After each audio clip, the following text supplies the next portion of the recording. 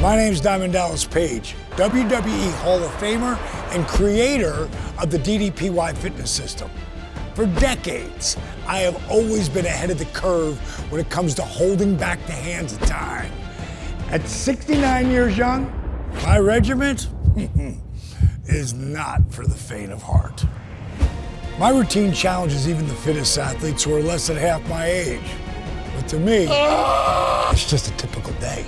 I've invited some of my celebrity friends and some incredible warriors from around the world to experience it for themselves. So the challenge has been laid down. The only question is, do you have what it takes to survive DDP's Gauntlet? Bang!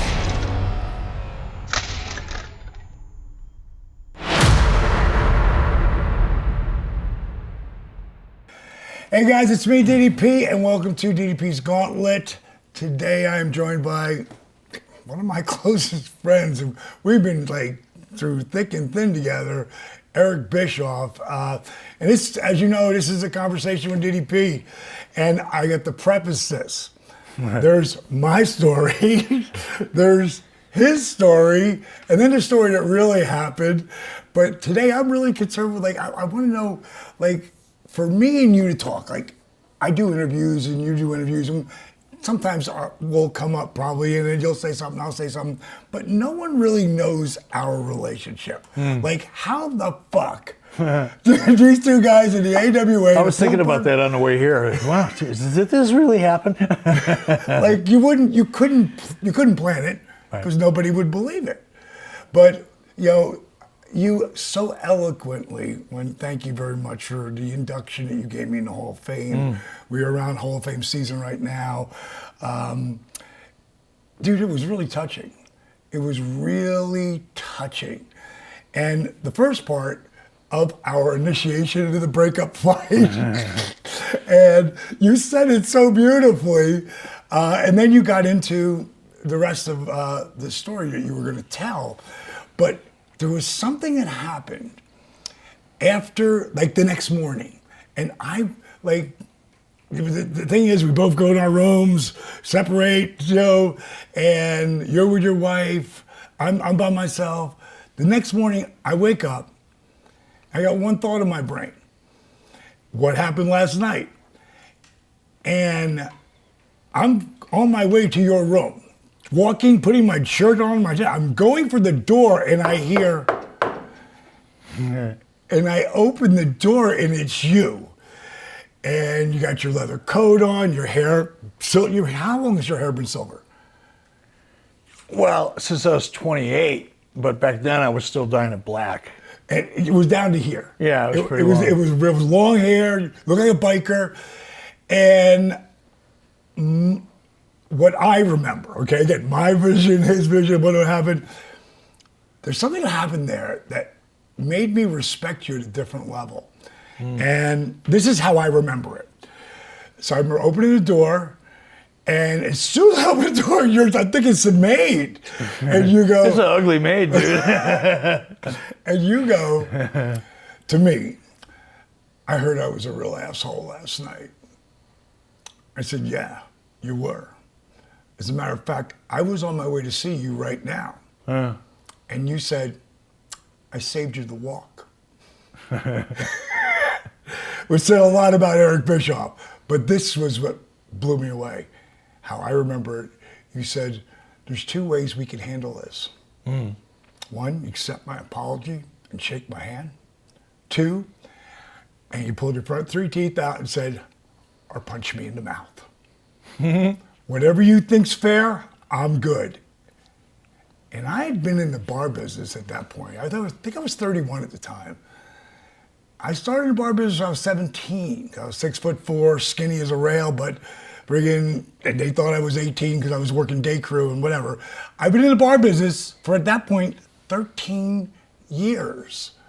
I've heard every excuse it is to get back in a club.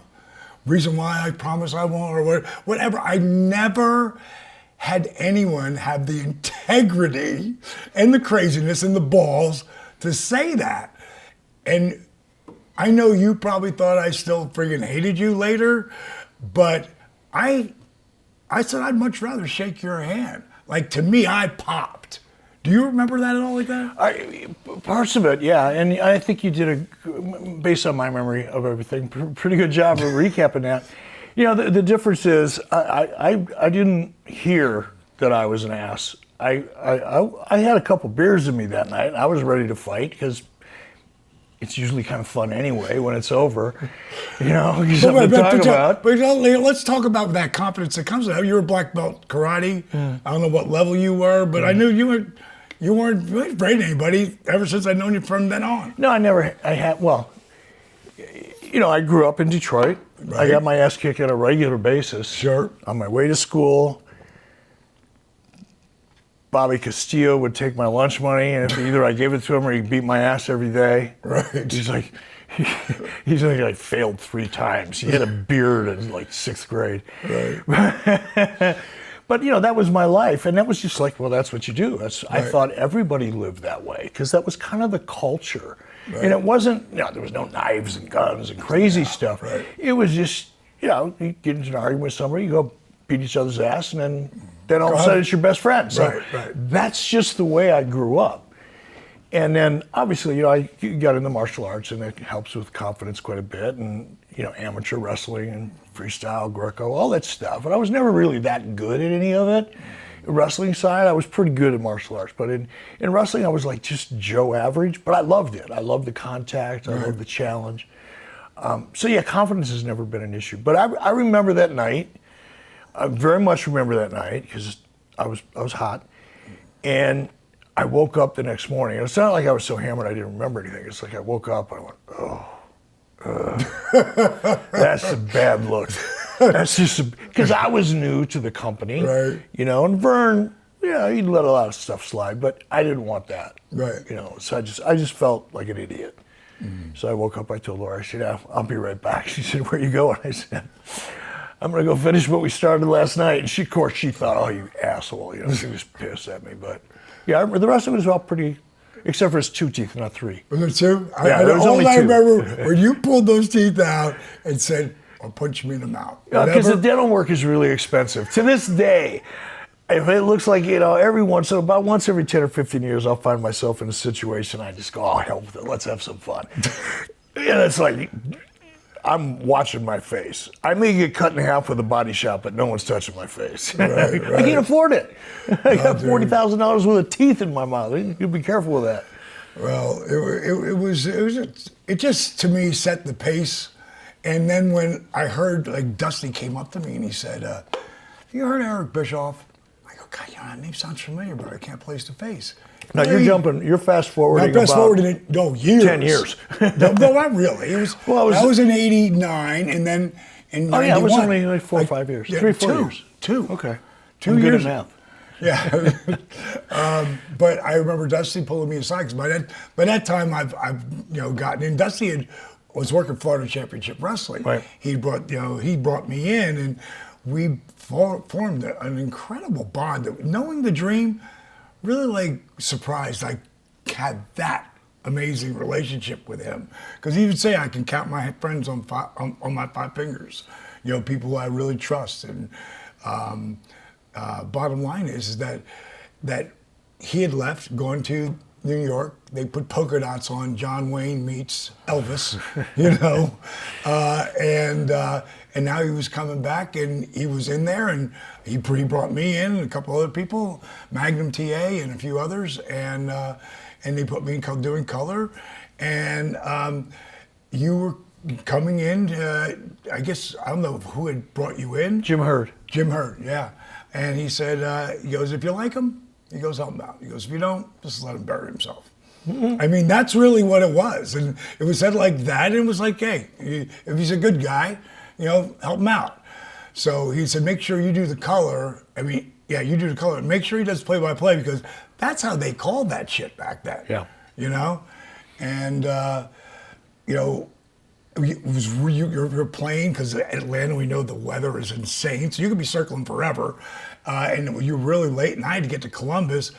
And as soon as I saw you, I knew exactly who you were, but now you look like a model.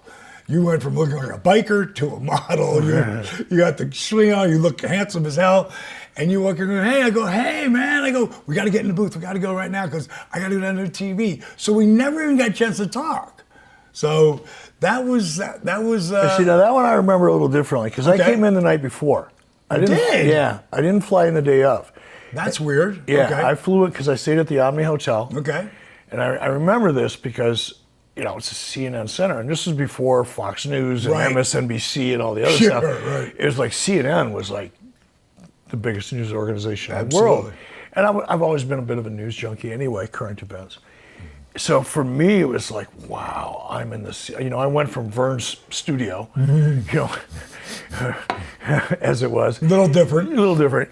To CNN Center. Right. And I just became overwhelmed. And I really needed the job because I'd worked for Vern for a couple of years, but the last 6 months or a year, it wasn't a year, probably 6 or 8 months, I didn't get a paycheck. Wow. And I wasn't making that much money to begin with. I was making $600 a week.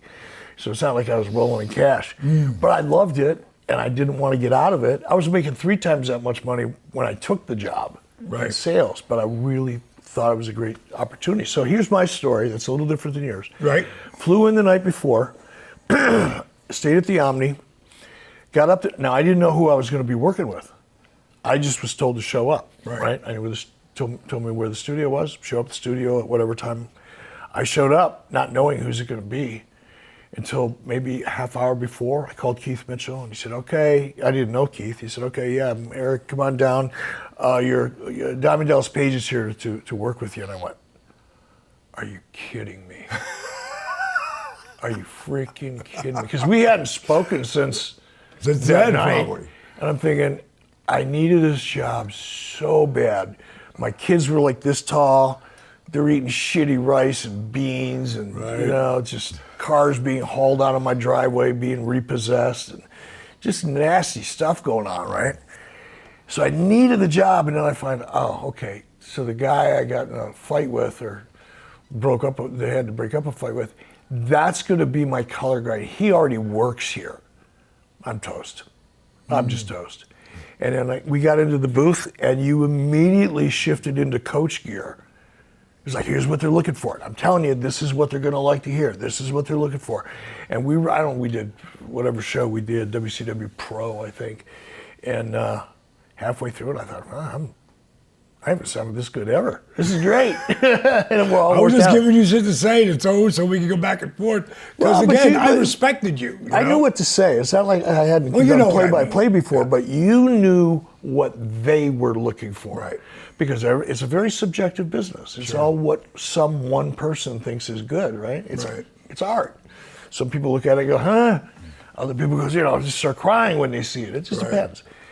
And you knew what they were looking for. And you could have easily known what they were looking for and said, whatever you do, don't do that.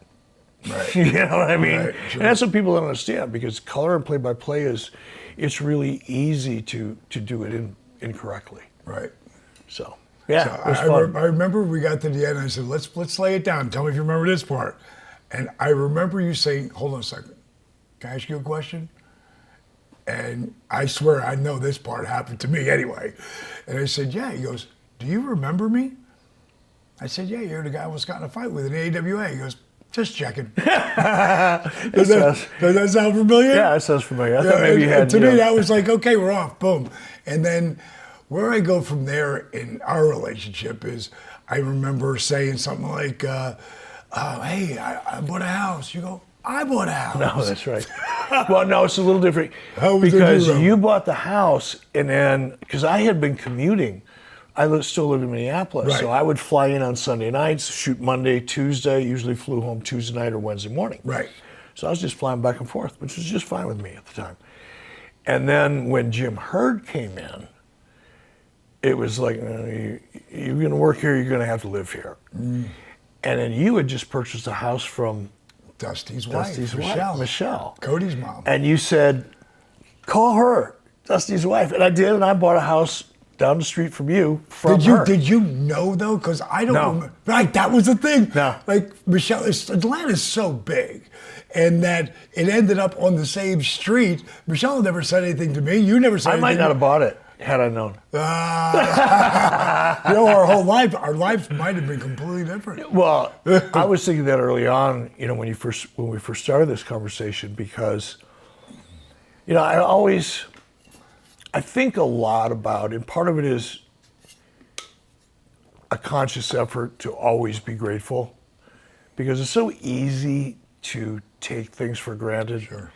And just overlook. It's not that, you know, somebody's a bad person or whatever, but certain things happen in your life that you don't recognize it in the moment, but those things have a profound effect on your life. And I refer to it as like a spider web, and I try to teach this to my kids all the time, because no matter what you're doing, you're going to go through life, you're going to come into contact with people that you may or may not ever be interested in doing business with again when you first meet them. But you can never underestimate the opportunity to circle back and run into them again. And while you were talking, I was thinking about Dusty. Had Dusty not made the decision to go to WCW, you wouldn't have gotten hired. I probably would have been hired because I came in through Jim Hurd. Right. Likely would not have gotten the job. It would have been 50-50. Right. Maybe. So that, you know, we can both bring what you've built, what I built, our experience in the business, our memories, fascinating things we've done, kind of all lands on Dusty's lap in a way. Yeah, right. And you can, if you look hard enough, you find those moments, and I find them fascinating. I got to tell you, Neil, the NWO voice,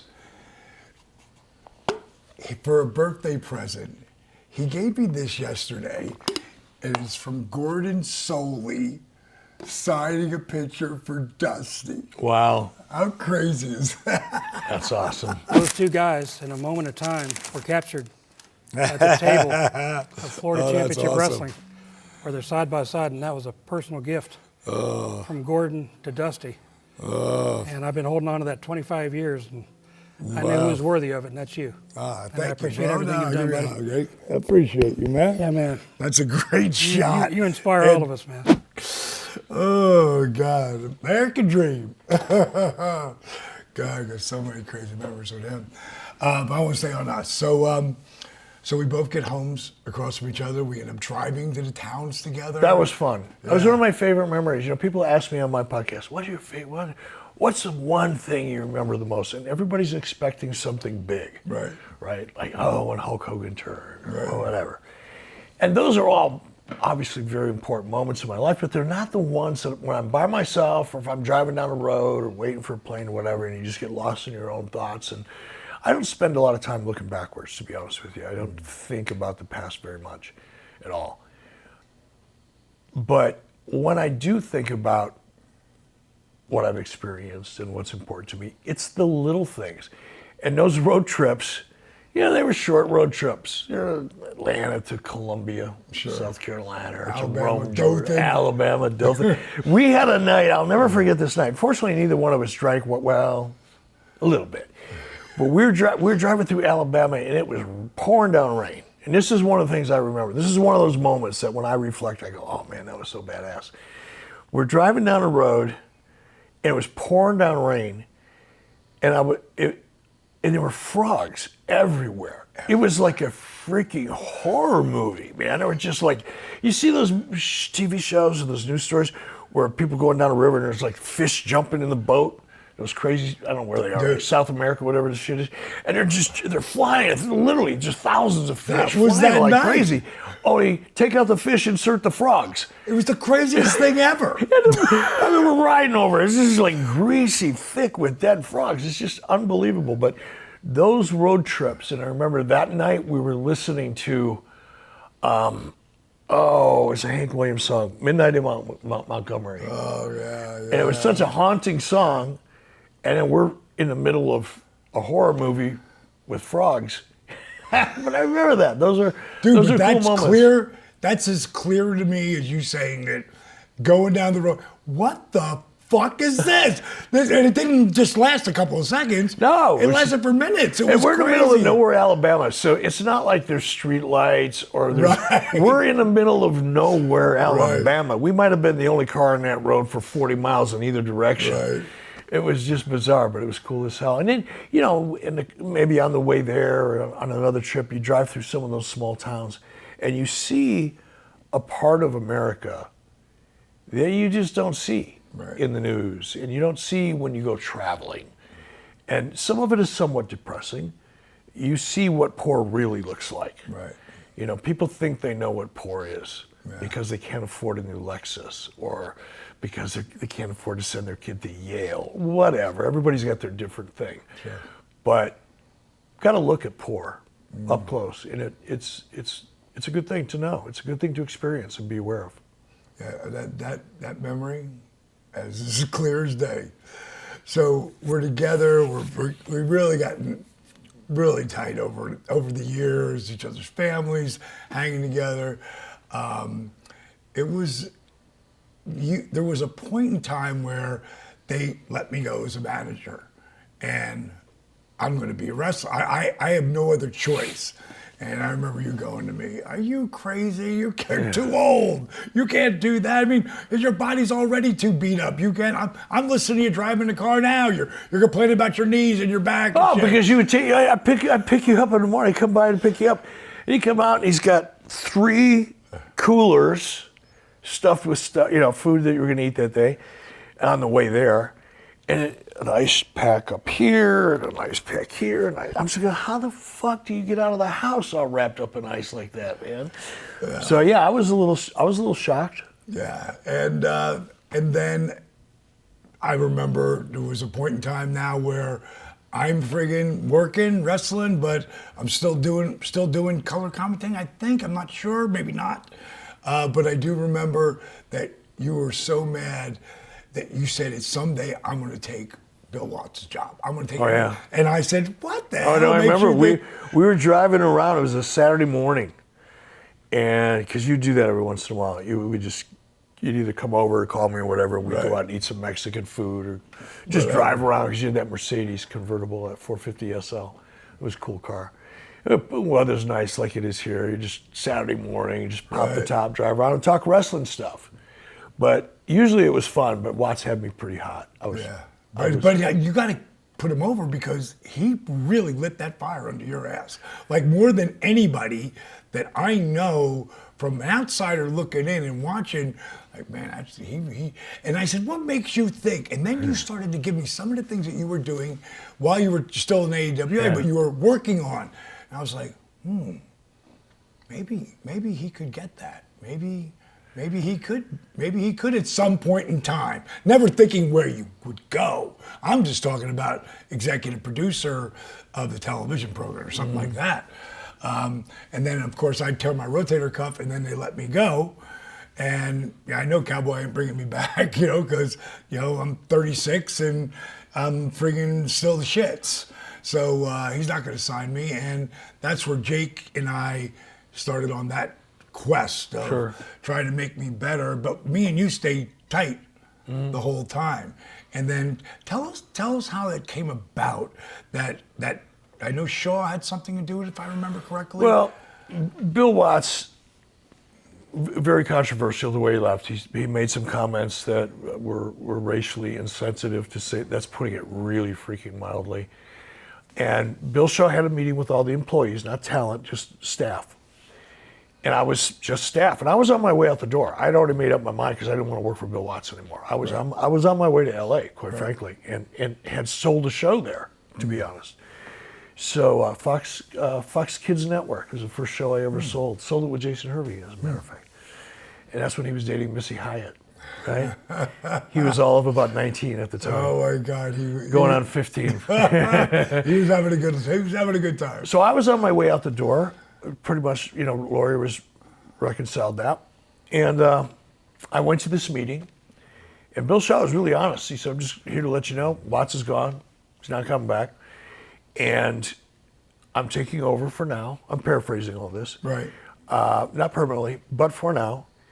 And this company is either going to turn around and make at least $1 a profit, or Ted is going to pull the plug. And if we have any more of the issues like we had with Bill Watts, and it wasn't just Bill. Bill was like the straw that broke the camel's back. There was just so many.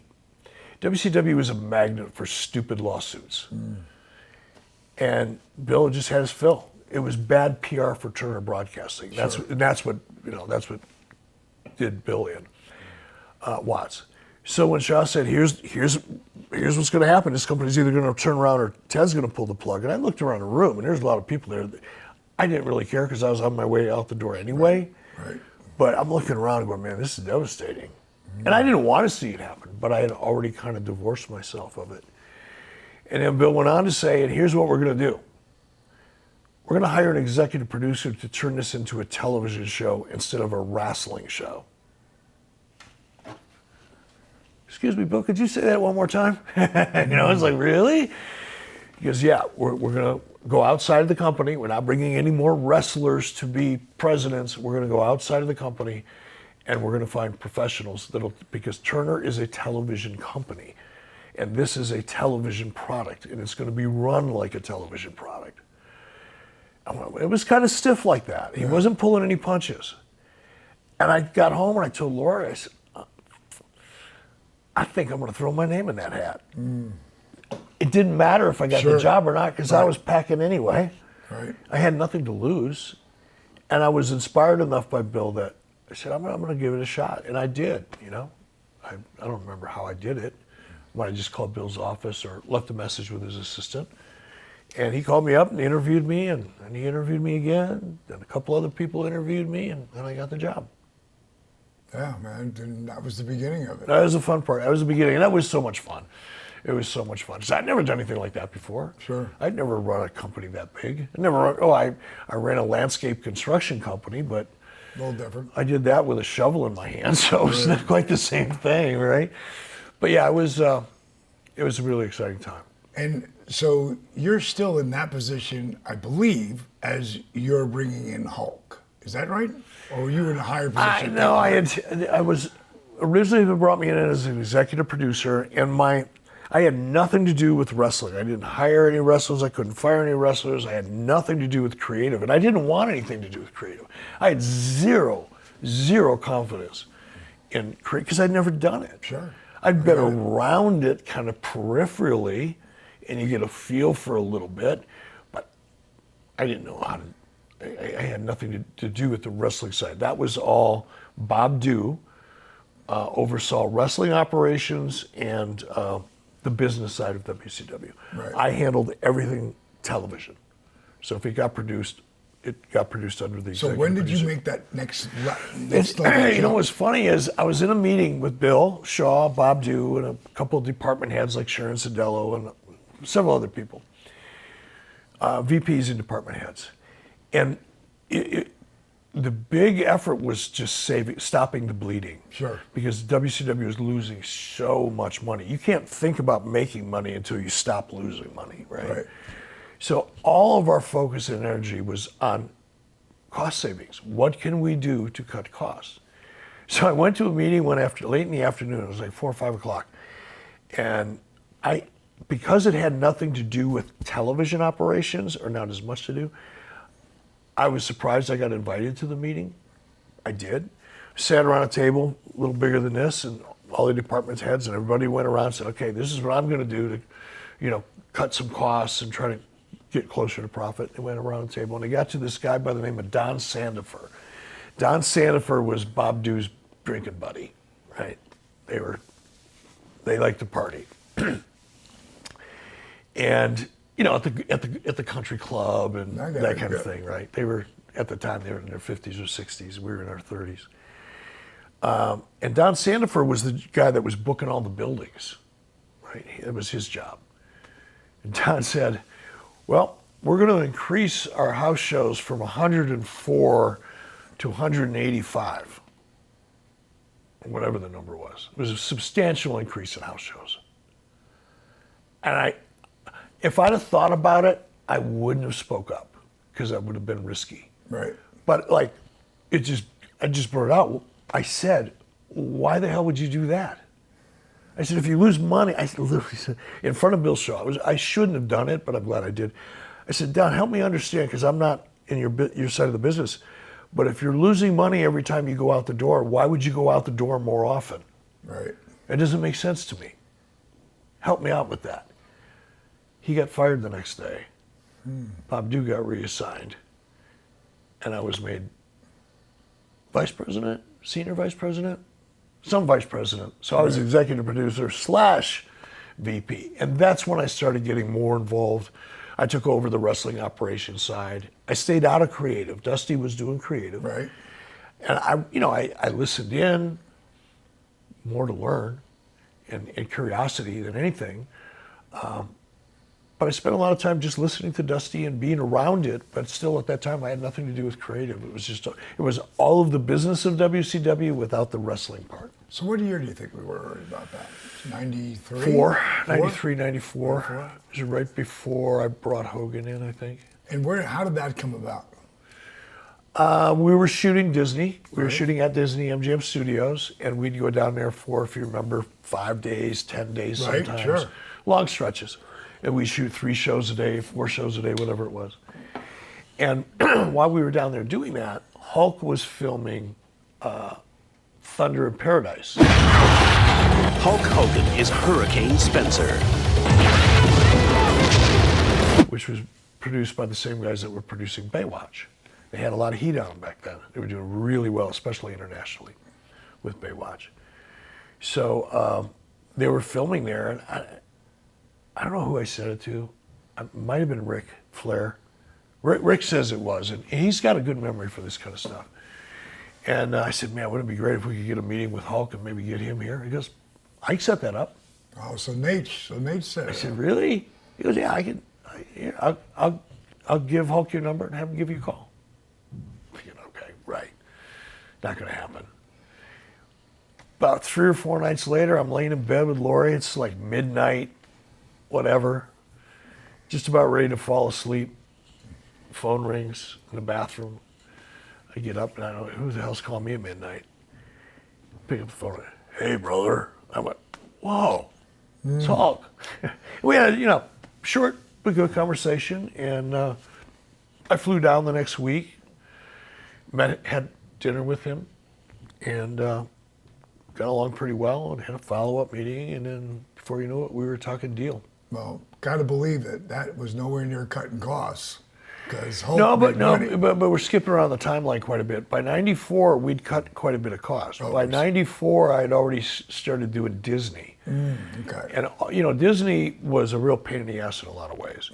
And it made it really difficult to keep the episodic nature of our stories flowing because shit was being shot out of sequence and whatever. But we had no choice. We had to find efficiencies of scale. Right. To produce, because we were spending so much money shooting those syndicated shows, and we weren't making any money on them. Not as much as we needed to. So by going down to Disney, you lose continuity, you lose quite a bit in that respect, but you gain a massive economy of scale. So those 10 episodes, just picking round numbers as an example, if I would have produced those 10 episodes that we produced, or let's say 21 episodes, we go down to Disney for 7 days, shoot 3 a day. I come home with 21 shows in a can. If I were to go out and produce those same 21 shows on the road, way more. 3 times as much. Right. So that was the kind of strategic move. Even though WCW wasn't profitable at that point, it was a significant enough strategic move that not only Bill Shaw, but Ted Turner started going, I'll be damned. Yeah, it started looking good. So I cut the travel budget by like 40% in 1 week because there was so much waste and fraud. We both know that. You could stack tickets all day long. It's before the computers and internets and e-tickets and all that. They were printing out tickets, mailing them to you. If your schedule changed, they'd send you a new ticket and not ask for the old one back. Right. I know guys that had stacks of tickets that high. Yeah. We both know who they are. But I saw that because I was like a potted plant back then, right? I Right. was a third string announcer. Nobody's afraid of me. Right. I was harmless. Right. So you just hear and see things. So when I finally got in charge, it's like, Bill said, well, where are you going to save money first? I said, travel, watch me. I even went so far as to implement a policy. I got shut down. Turner Corporate shut me down, being too aggressive. I said, wait a minute, because we were spending a fortune on airline tickets. I said, wait a minute, we're buying these tickets, we're paying for them, and the talent is getting the mileage? That's not right. If we're paying for the ticket, we're going to take the mileage, and then we can use the mileage to offset some of our travel costs. Right. Bill Shaw was like, whoa, that sounds good to me. And then once the word got out, because now CNN's going to get in that, now all of a sudden they're in that boat. Nobody wanted that rule. Right, So right. that one got ixnayed. Everybody kept their frequent flyer miles. Tell me if my memory is correct on this. I remember when we were talking about it, and you said, again, my memory, everyone was against Disney. Everyone. Except for Dusty. Except for Dusty? Yeah. And you. But after you've heard everybody say what a bad idea it was, I believe I remember Shaw saying, so Eric, now you've heard that 98% of y'all don't want to do this because it's a stupid idea. Are you sure you want to do it? And you went, I'm positive. Yep. And that was, if you're going to go. And Yep. yeah, that's probably, I didn't realize Dream was a part of that. That was good. Well, to clarify on Dusty, I don't know that he was initially for it, but once he realized I was, he set whatever reservations he had, he set aside, and he was 100% supportive. Wow, cool. So I think going into it, he was kind of like, oh, I don't know about this one. And it's not like it hadn't been done before. Other people had shot wrestling inside of a soundstage before, but not like that. Not 21 episodes a week. But Dusty was one of the few guys that I could go sit down with and say, okay, well, how do we do this? I know we're going to do this, but how are we doing this part of it? You know? Right. He was very supportive. Big time for me as well, as you know. So we get Hulk, we got Randy. I mean, we've got the two of the biggest names, and really at the time they probably were the two biggest names in the business. Yeah, I don't remember how long. Maybe you do. We got Hulk in '94. Randy must have come in late '94. So it was pretty quickly. I remember. Yeah. I remember because those guys were super tight back then, and again, it gave us more credibility, as far as being the redheaded stepchild. But I will never forget, as things started to move that way. This is before the NWO or any of that.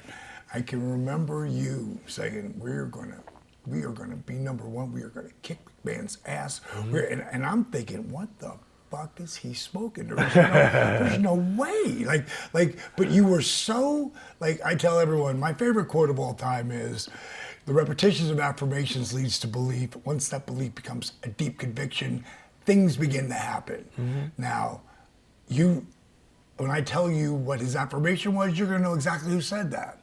And he's, of course, not a wrestler. I am the greatest. I am the greatest of all time. Muhammad Ali, right? I told you all that I was the greatest of all time when I beat Sonny Liston. I told you today I'm still the greatest of all time. So that, looking at him telling himself the greatest when he was a kid, all the way up through, it resonates with me now on everything I do.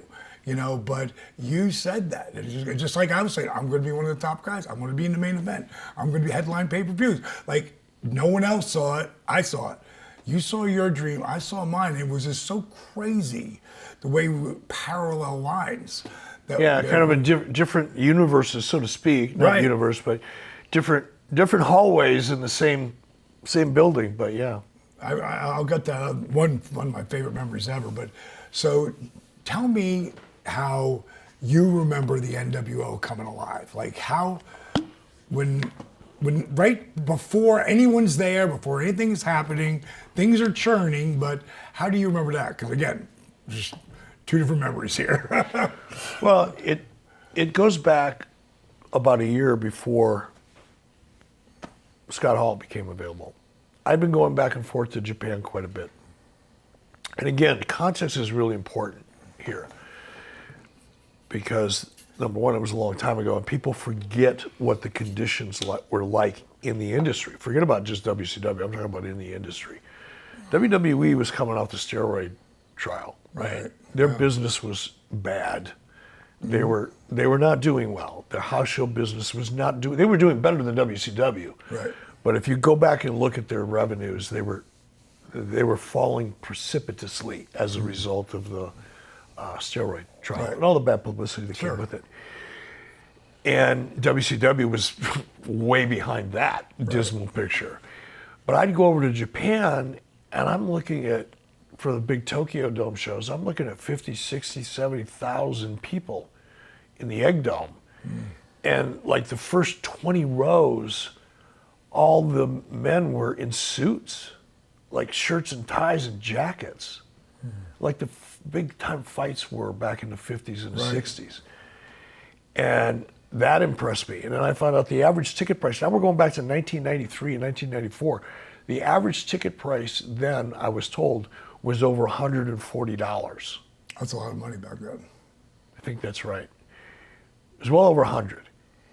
And I'm just doing the math in my head, trying to, and I'm going, wow, how are they doing it? What is so different about this product in Japan or the way they do business in Japan versus the way we do business in the States? And I stepped back, and these thoughts occurred over the course of about a year of going back and forth to Japan, maybe even a little longer, and really studying the way they presented the product. I'm not talking necessarily about in-ring stuff too, but everything about the way New Japan promoted New Japan felt like sports. The athletes, the wrestlers themselves conducted themselves like professional athletes. Right. They wore the brands. You knew they were wrestlers when you saw them, right? It's just the way they carried themselves. All of the advertising, everything about it, they treated it like it was real. And then you go to a big show, you see 60, 80,000 people there, it's a big event, wow, it's crazy. You get up the next morning, you open up the Tokyo News, you go to the sports page, front page in the sports section. Here in the United States, unless you murdered somebody, you're not going to get any coverage, right? Unless you robbed a bank and you happen to be a professional wrestler, nobody's going to talk about you. Right. Media just didn't want anything to do with wrestling back then. Wrestling was perceived to be just a notch or two above porn. Right. And the characters here in the States, the characters were all very cartoony. Oh, there it is! What is it? If you go back and look at WWE's business model prior to the NWO era, which they try to call the Attitude Era, but prior to that, when we first went head to head with WWE, they were targeting teens and preteens. All their characters were very cartoonish, very animated. Their storylines similar. They captured the teen and preteen audience. There's no way I could compete with that. I knew I had to go for 18 to 49-year-old men just because they were underserved. It was a huge audience. WWE's got teens and preteens. I'm going after these guys. Once I kind of reconciled that strategy in my head, and now I'm watching how they're treating everything so realistically in Japan. Now, a year before we start talking about NWO, the wheels are turning in my head. How do I create something that feels so real it'll blur the lines? Because it was the reality component that was missing at that time here in the United States. It was missing in WWE and it was missing in WCW. So that, trying to think about all that and how that, and what that could possibly look like. And then I think you called me, or I was driving by your house and you flagged me down or something and said, hey, what about Scott Hall? Now I'm thinking,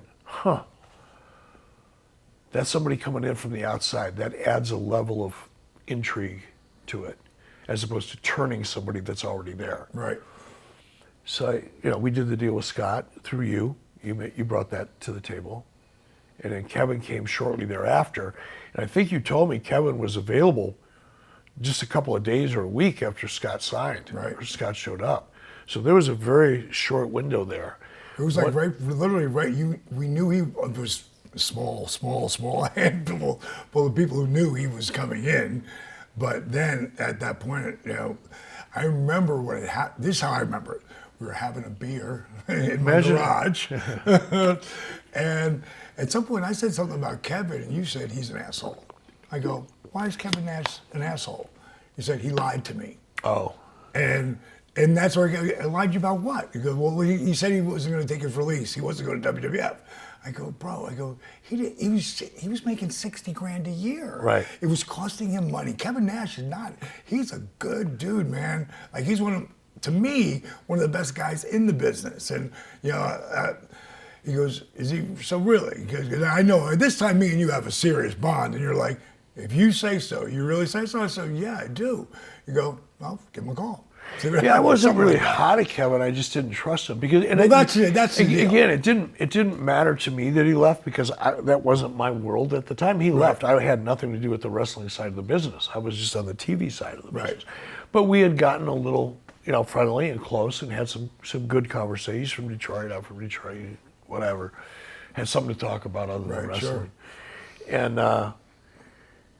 Yeah, I asked him, is he gonna take a deal? He goes, no, man, I'm gonna stay. And then he left. And I went, okay. Here's the list that name goes on. But again, look how great that worked out. Of course. So now they're here, and man, this is really like all of a sudden your vision is like 1 week we are beating them. No, but we were beating them before. But I meant before. I mean going into timeline. But what was that, about a year before they came in? When we launched in '95, that was the first night we launched. They went on the air. They got that's what I wanted to talk about. Can we push that away right now and come back to that? Do whatever you want. That first time, okay, our fucking Lex is going in this year. To me, the number one thing that him supposed to be on their TV. Am I correct in saying that? Was he supposed to be on their TV? Do you remember? I don't know if he wasn't supposed to be on their TV. I don't think. What I do recall is that he had just worked for them the night before. Right, something like that. So, and I've become close friends with Bruce Pritchard, who was there obviously at the time, and none of them knew. Right. They all thought the contract was in process. None of them knew. But yeah, that was fun. But yeah, when we launched Nitro, we immediately were competitive. We'd win 2 weeks, they'd win a week. They'd win 2 weeks, we'd win a week. Yeah. So it was like 50-50 all the way from the get-go. I was kind of shocked at that because I thought, well, if they're only getting a 2.9, then what are we going to do? Split a 2.9 or a 3? No, and it went to 5 or 4.5 or whatever it was. Yeah, so we came out competitive immediately.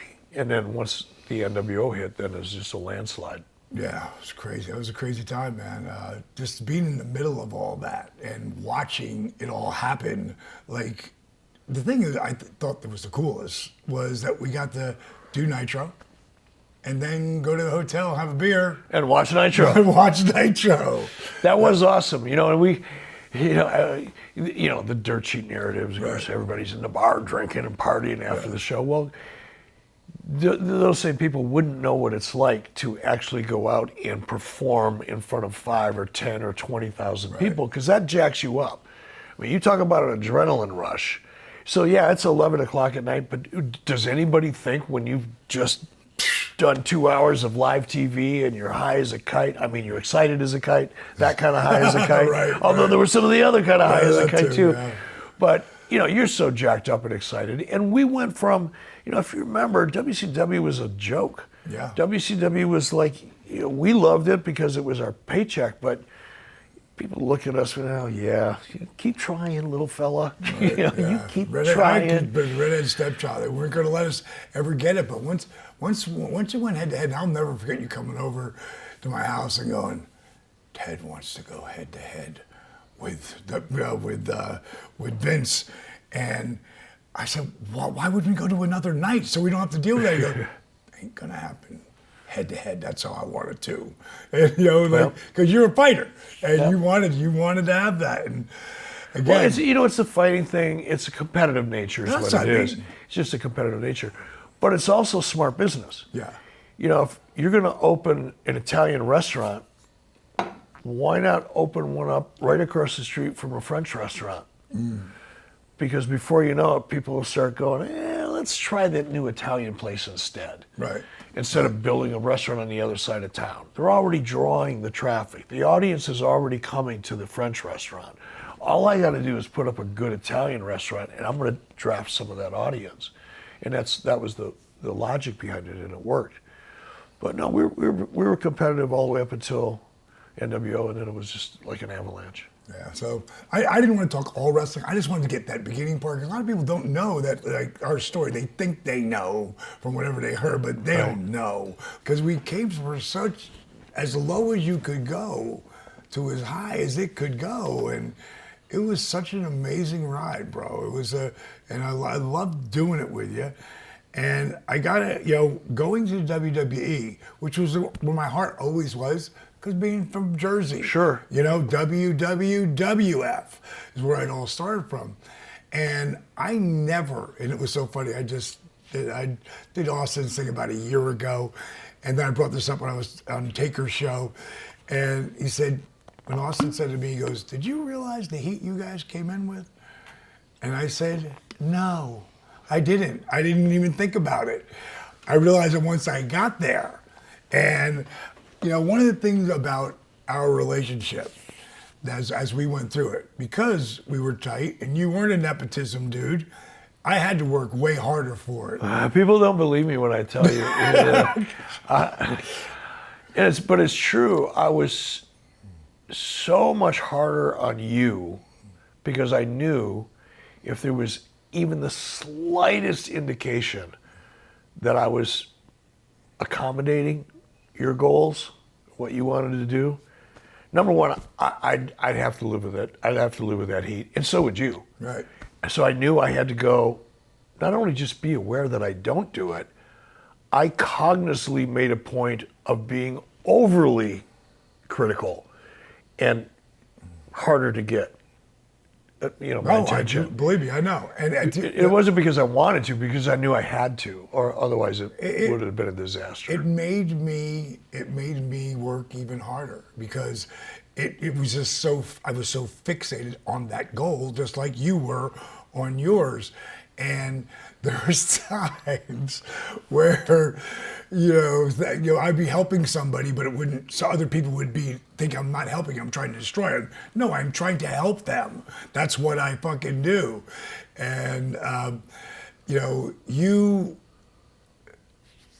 made me work harder, but I never realized how important it was that you always had my back. And when I went up there, there was no back, side, left, right, and I was like, wow. Who brought you in? I think I talked right to Vince originally. I can't remember how that even came about. When I think about it. It's hard to say there, because my experience there, and I worked there for 5 years as talent, whatever it was, 4 or 5 years, and never once did I ever find out or get any indication who's responsible for what decision. You always just assume it was Vince's decision. Right. Like in WCW, you knew if it was a Mike Graham idea. You knew if it was a Dusty Rhodes idea. You knew if it was a whatever. In WWE, you never knew whose idea it was. Whose idea it was to bring in talent, whose idea it was for a storyline.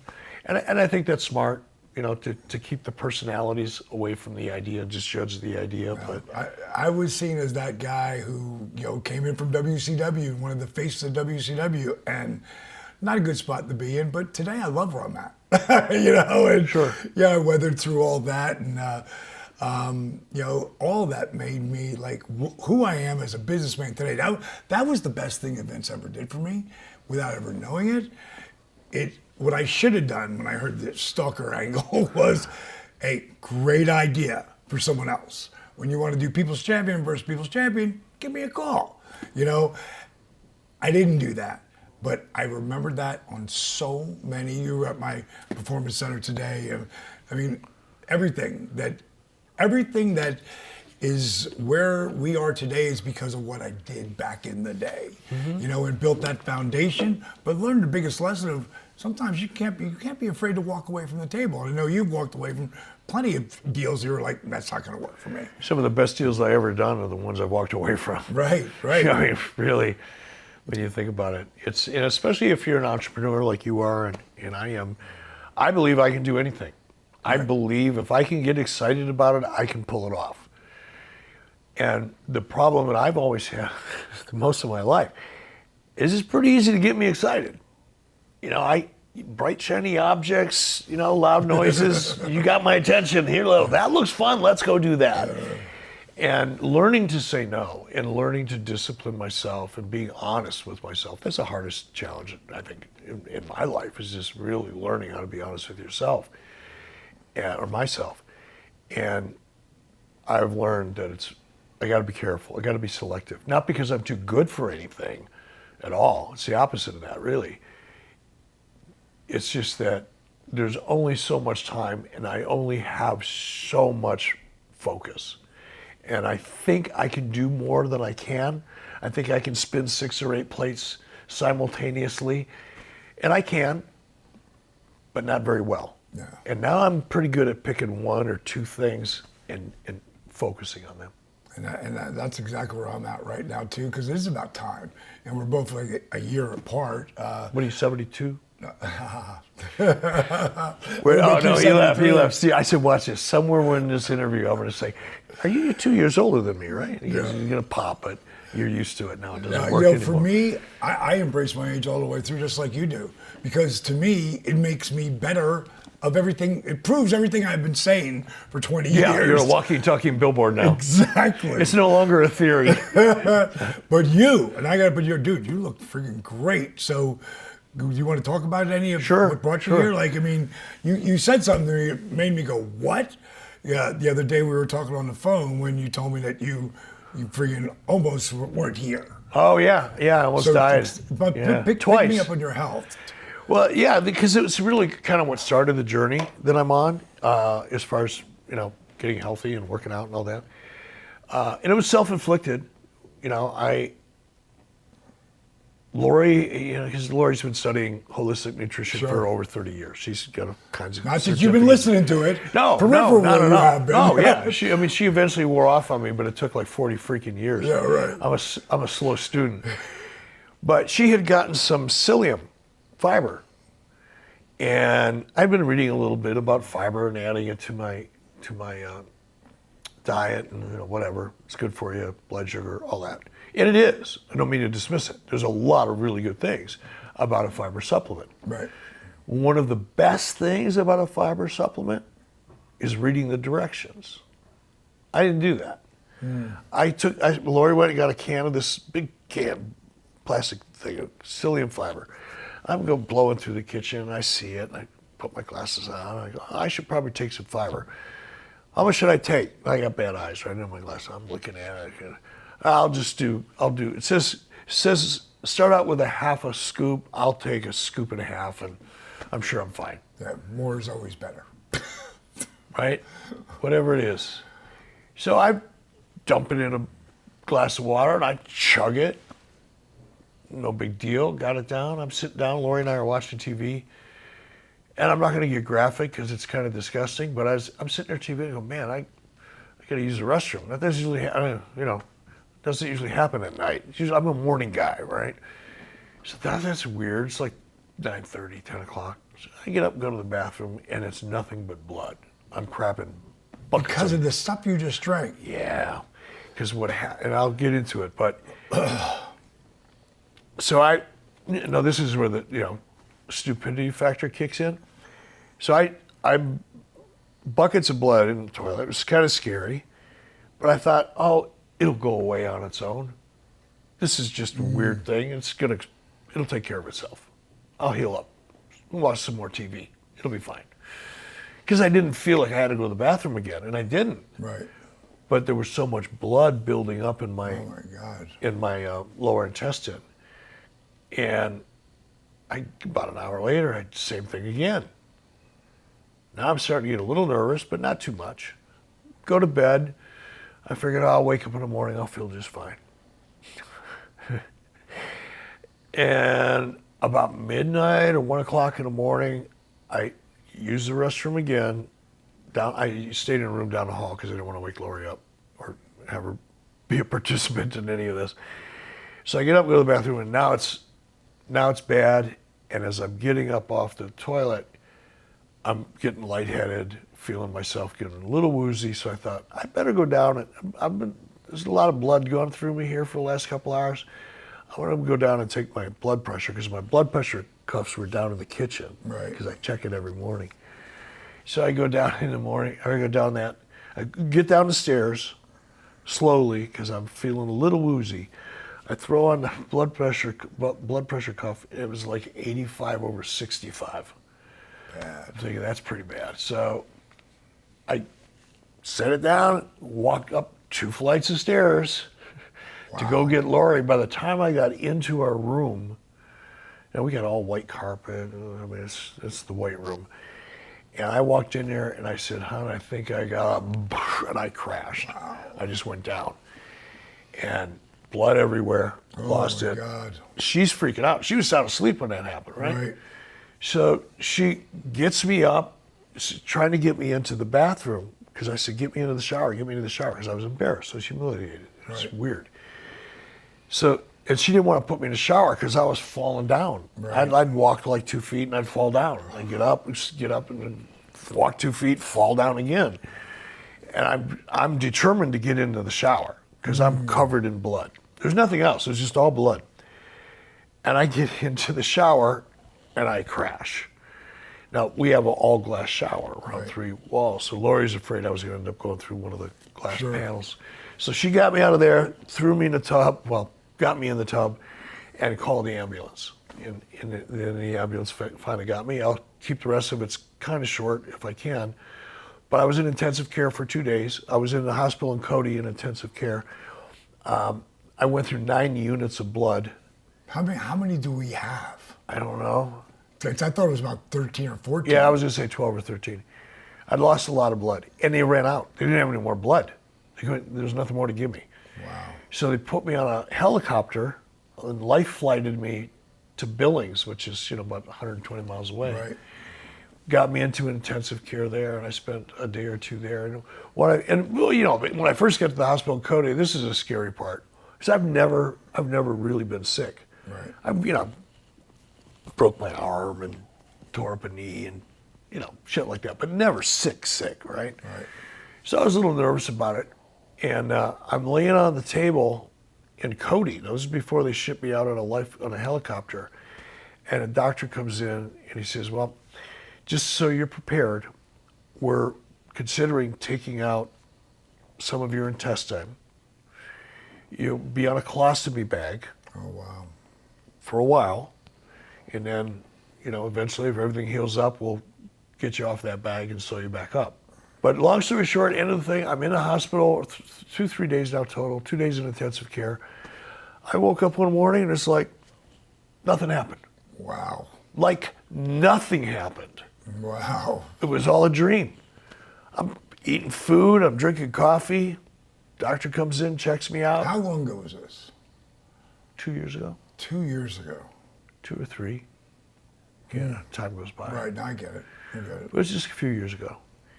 And what I found out is I don't have diverticulitis. I'll probably butcher this. I found out I had diverticuli, these like little, think of them like little blisters on the inside of the walls of your intestines. Not supposed to be there. Nobody knows why they form, by the way. I have my theories. You would probably be open-minded to them. I think the chemicals that we eat, I think the glyphosate that's in everything, especially beer, which I consumed copious amounts of for an extended period of my life, I think that has a lot to do with it. But whatever, I found out that I had found out about a year before because I had a colonoscopy just because I was 65, so do that shit. And I took that, I got that, and the doctor said, yeah, well, you just so you're aware, you got these diverticuli, but there's nothing to worry about. They're very common. Don't worry about it.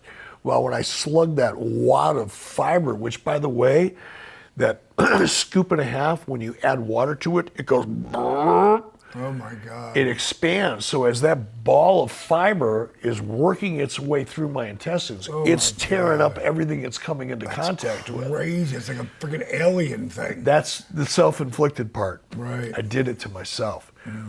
But since that was the first time I'd ever been sick and I came that close to dying, I thought, you know what? I'm not a kid anymore.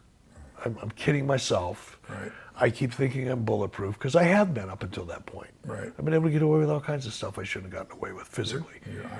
Yeah, I know. I know. And it's like, okay, my kids are still dependent on me. Not directly dependent, but I still have things I want to provide to them. My wife is dependent upon me. I can't afford to die young. Right. So I got to flip a switch. And that's when I started flipping a switch. I mean, I look at you walking in, I'm like, damn, I ain't ever seen you in that. I've never, look, when I was training a lot, fighting a lot, competitively, Right. I was running 6 or 8 miles a day. I was doing wind sprints. Yeah, you were a kid. And I was 26.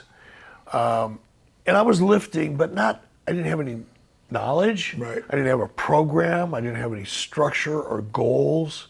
I was just throwing weights around because that's what you do. Right. And do, a couple thousand sit-ups a day because I got kicked in the guts a lot. So you want to try to toughen it up as much as you can. That was the extent of my workout. The rest of it was just fighting and competing and training. I never, I knew you were in better shape because I'd seen pictures, but I only see pictures in a shirt, so you can't really tell. Right. But I was saying, at least he's gotten leaner, he's lost some of that weight. Where does the carnivore, and Nate, do me a favor, just tell Paige to grab me some of that ribeye from the carnivore company. She'll know what you mean, because I want you to try it. Where did that come from? So once I made up my mind that, okay, I got to quit being an idiot, take care of myself, I started researching different diets. Right. And let me backtrack for a second. And when you say diet, you mean lifestyle change. Yes, yeah. Looking for a different way of eating. Right. And getting my nutrition. Yeah. I have always been super, super sensitive to sugar. And I knew that from the time I was probably 18 or 19. Everybody else, like if I was out working on a construction site, which I was doing at that time, you pack a lunch, throw a candy bar in your lunch bag. I'd eat that candy bar. It was just like taking a fistful of Valium. I was hypoglycemic, so sugar just put me out. Everybody else that woke them up put me out for an hour and a half. And I'd wake up, I'd feel fine. So I always knew I was sensitive to sugar, so I thought, okay, I want to find a lifestyle, a different way of eating that suits me, because I like to eat. So went on carnivore, or keto, for about 6 months. Liked it a lot. It worked for me in many ways. Thanks, bro. But I wasn't making any progress. I wasn't feeling a lot better. I was losing weight, but not a significant amount. Wasn't really disciplined in my approach to it either, which is probably the issue. But I was satisfied with it. I was planning on sticking with it. The biggest thing with a keto diet is just eliminating carbs. Sure. And the same with carnivore diet. It's the one thing they both have in common. The only thing is the carnivore diet, you're not taking in any carbs. 0 carbs, unless you're drinking milk or yogurt or cheese. Eggs. But eggs don't really have carbs in them. Cheese does, dairy does. Right, sure. Eggs don't. So when I transitioned to I did the keto diet for about 6 months. I thought, wow, that's pretty cool. And then I heard a guy by the name of Dr. Sean Baker. Do you know who he is? No. Dr. Sean Baker is a orthopedic surgeon. He's 58 years old. He's about 6'6", 270, Where's 280. I think he lives in Washington State, Seattle, perhaps. He's been on the carnivore diet for about 8.5 years. He currently holds and has recently set multiple records as a competitive rower. Really? Yeah, and he's a big dude. I mean, he's got a vertical. He could stand where you're standing and jump on that desk. Just not a running jump, just stand there and jump. I mean, he's a freak. He works at it. But I listened to him on Joe Rogan, and he made so much sense to me. He described, from a metabolic point of view, why carnivore works and why it's, for him, his best. Question. Yeah. Like I've heard blood types for the way you eat, and some, like meat, some have to have vegetables. I mean, like, is this thing, like, 'cause I have a friend who became a good friend of mine, one of my guys. He is 6'7", 698. That's how much he weighed when he started. Couldn't, just moving, trying to do the littlest, simplest things in a chair, doing the program. He's one of my champions. He lost 402 pounds in 22 months. Like, then it had that now was gone, and then the skin surgeries as well now. But completely carnivore all the way through it. That's it. Yeah. So that was the first person I never heard that was eating like that. And I was thinking, well, no vegetables? And he was like, nope, no vegetables, just carnivore. So this guy, Dr. What was his name again? Shawn Baker, S-H-A-W-N. Yeah, I'll Baker. look it up and listen. I love Rogan, so I'll listen to that. Yeah, or just look him up on X, just at S. Baker, MD. He wrote a book called The Carnivore Diet, and I heard him on Joe, and then I ordered the book. And it was a fascinating book. I found it to be really, it's information, but I found it to be very inspiring. Because if I know why something works, I'm in. Right. You can't just tell me it works and expect me to get excited about it. Sure. I got to understand it, at least think I understand why it works. And Shawn did a great job of explaining why it works. So much so that I went, you know what, I'm going to do that. I think I can do that. Because I already kicked carbs. I wasn't doing any carbs other than what you would get in vegetables naturally. So I thought, well, I can just kill vegetables. I mean, I really like my salad, so it was a little bit of a... I want you to try this. This is carnivore. This is a company, and there's a small company. I think I've seen those packages before. This is well, you know what? I'm not gonna say shit.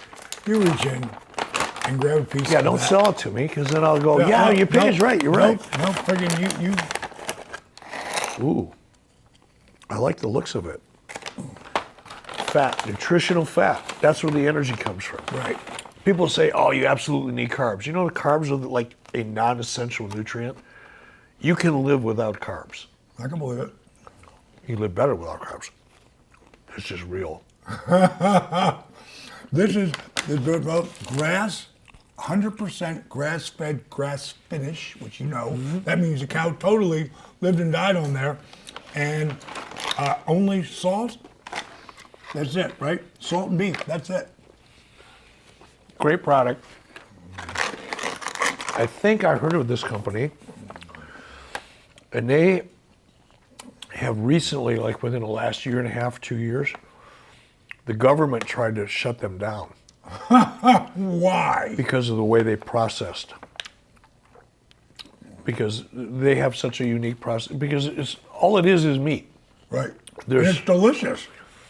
But yeah, the government tried to shut them down. I don't know the whole story, so I don't want to go into it too much, but this is a great product. It's funny, like flying here today, right? My flight left Billings, Montana at 6:30 this morning. That's 4:30 your time. I got up at 3 o'clock my time in order to make that flight. Sure. So no breakfast. I had 22 minutes to catch my connecting flight from Billings to Minneapolis. Fortunately, the gate was right next to each other. So no time to eat at the airport. I am not going to eat airplane food. That's not going to happen. So I got some perfect aminos, which I'll tell you about while we're doing this or after. And I thought, well, I'll just get through it, jump on a plane, get off the plane, jump in a car, come here. This is my dinner. And I did have a can of mackerel. Well, I got some ribeyes. I'm looking forward to it. Yeah, I got some ribeyes. These are getting me through, though. These are really good. I knew you would like. Do you have a deal with these guys? I do. Just a deal where they send them to me, and I like them, and I talk about them. You know, it's a very small company. They don't have the money for whatever, and so I just really like them. So I put them over because shit's real. No, it's really good. I'm gonna have to get me some. I'll send you a couple bags on your way home. So, when you started asking, now gotta remember, I don't know you've been working out. Because Eric Bischoff, I know, there's a couple of spurts you had over a period of time where you worked out. But Very short, and very unserious. very unserious. So I never, when you said something about, yeah, tell me about that blood flow restriction stuff. Is it Eric? you want to hear what it, okay. And then you know, it turned me on and blah, blah, blah. And you said, I want to do it. Let's do it when I come out there, you know, and blah, blah. It's like, awesome. Yeah, I'm anxious to try it. You know, I started lifting seriously about 6 months ago. Finally, it's like I've had a gym membership for like 11 years. That's how they make money. And I never went in. Now I'm in there 5 days, 6 days a week for 90 minutes at a stretch, usually 70 to 90 minutes, depending on what I'm doing. I'm addicted now. I can't not go to the gym. So when you're lifting, what's a routine? So yesterday I did legs and buys, just because of the way my schedule's worked out.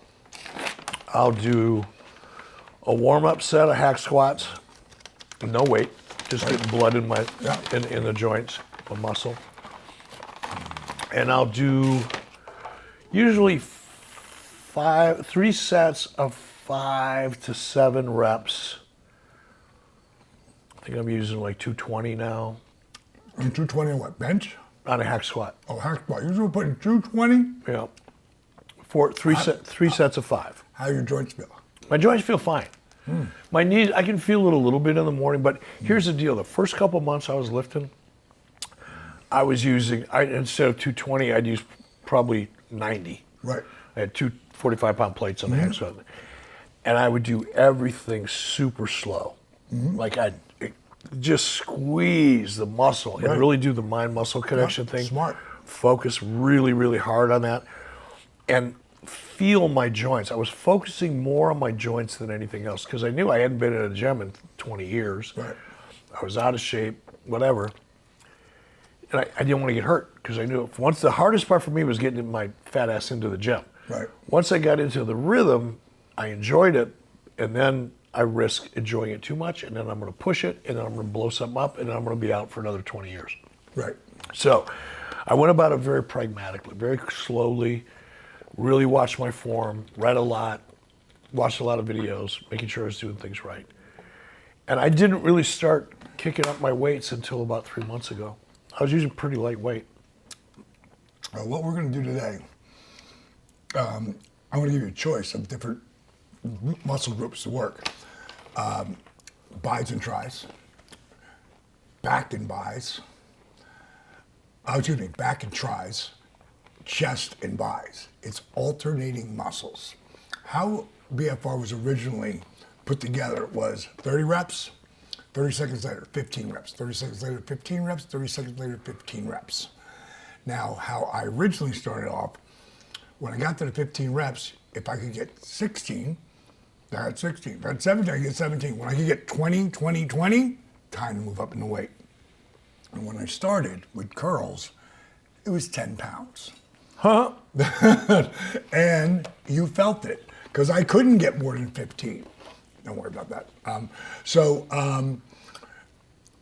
Biceps, then I would do the same thing with triceps. Or I do chest and biceps. So I'm up for chest today. I'm up for chest and tries today. Is that a combination? No, you do not want to do that. Not with this. Really? Yeah. Here's another way you can do it. The other day, for the first time ever, I decided to do chest and buys, one series, okay? Because we're going to go back and forth. Tony Freeman, I don't know if you remember him, but he was Harold Hogue's, the late great Harold Hogue's cousin, great guy. He's in the Olympia 9 years in a row. They call him the X-Man. He works out with me occasionally, comes over here. And the first time he did it, he was like, dude, you're onto something big here. He goes, but next time I come, let's alternate that. So we did. So I would do, if it was biceps and tries, I would do 30 friggin' bicep supinated curls, then 30 seconds later, 30 triceps.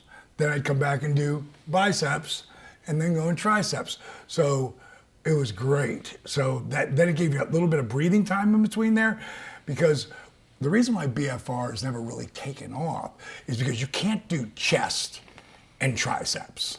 Because by the time you get to your second series of freaking tricep, if you're doing the timing and all that, you're blown. Like you're blown.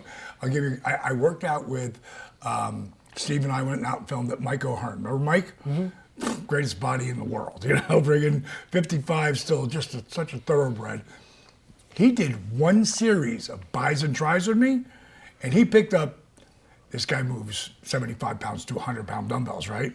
Picked up 25 pounds. When he got done with that series, he had to go because he just got that new movie coming out called Magazine Dreams, and he had to go do PR for that. But when he got done with that, we came back later and did a podcast. He goes, "Why would you do more than that?" He goes, "That was like I've never, in all the things I've done, I've never really felt that from a series like that." And I go, "Well, I do more because I can. I want to get to 40 minutes in." So the other day I did a chest and bicep series, that 30, 30 back and forth. 30, now I'm gonna pop them, let the blood flow, right? 'Cause I was explaining the blood flows down like it's PVC piping and it comes back in your veins. So you're stepping on a garden hose, so it's trickling out. So you're getting this insane pump. So I did chest and bis. Then I did back and tries. And then I closed with bis and tries. And wow, that was a total body workout, under 40 minutes, man. It was unbelievable. It was an unbelievable pump. So whatever you want to do, I want to do. I can do the total body. I can do chest and biceps. Let's do chest and bis. Okay, cool. Perfect. Because I don't want to miss a chest day. Yeah, cool. Yeah. It's my favorite body part. No, I get it, dude. It's been great. Well, listen, we're going to come back in and out of this. But before we do, you're from Detroit. So have you ever been in a cold plunge?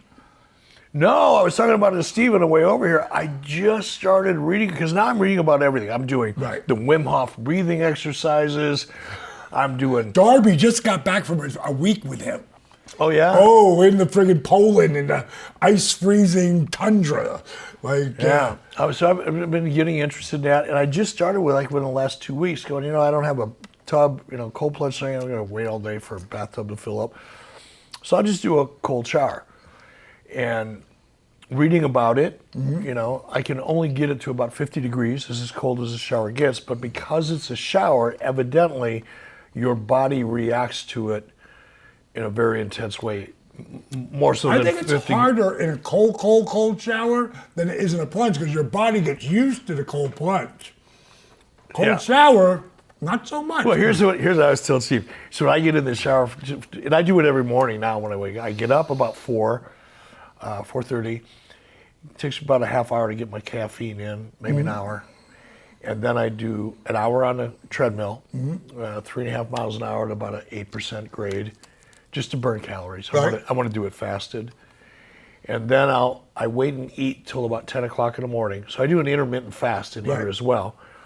And I'll have like a can of mackerel and 3 hard-boiled eggs for breakfast. Then I'll go to the gym. 45 minutes later, once the food starts processing, then I go to the gym.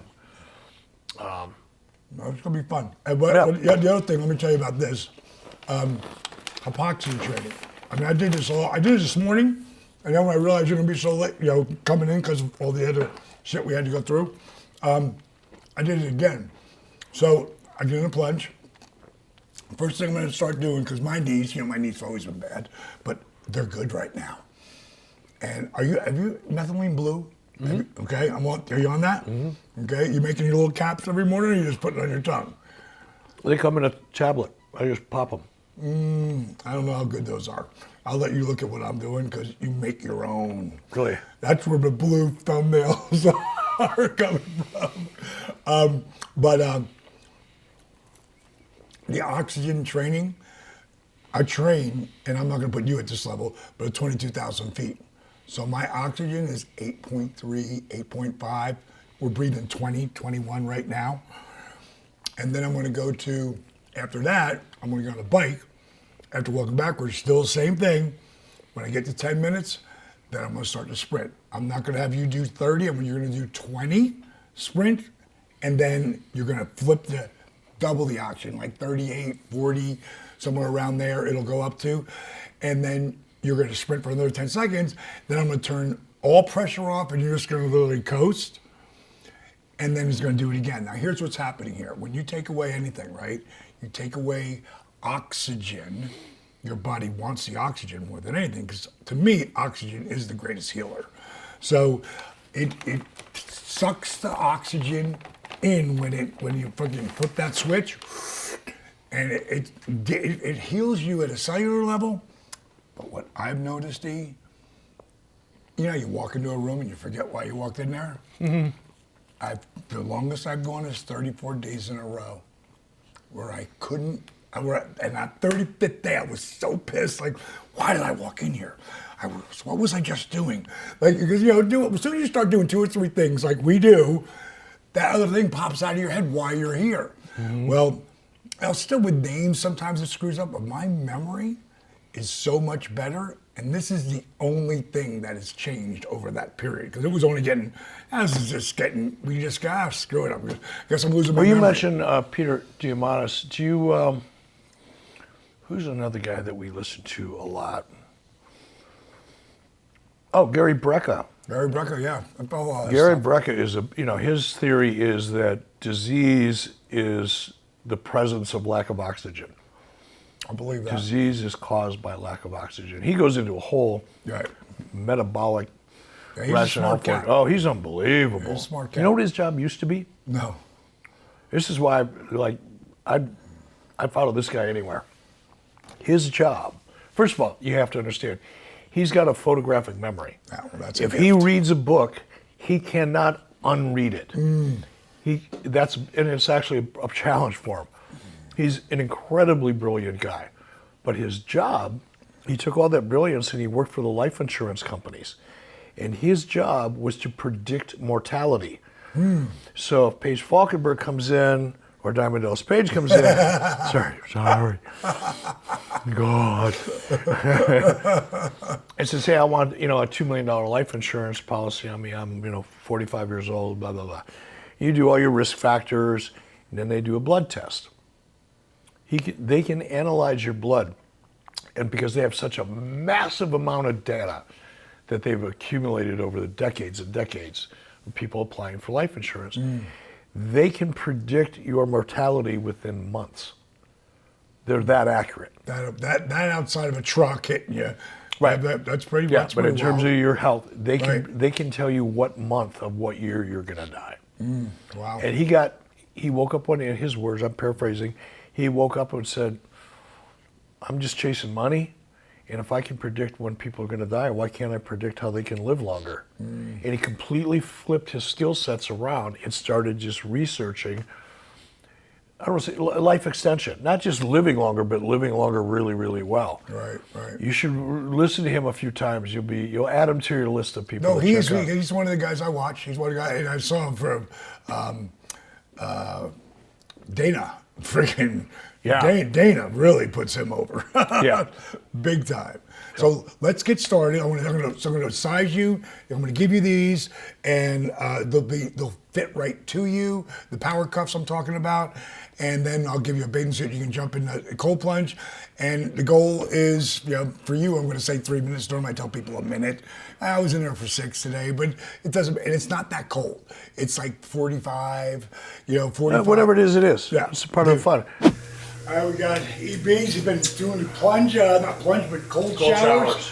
Now it's time to take it to that next level, bro. Go for it. We'll see how long it lasts. Do you just jump in? I just lower it. I don't jump, but I lower myself.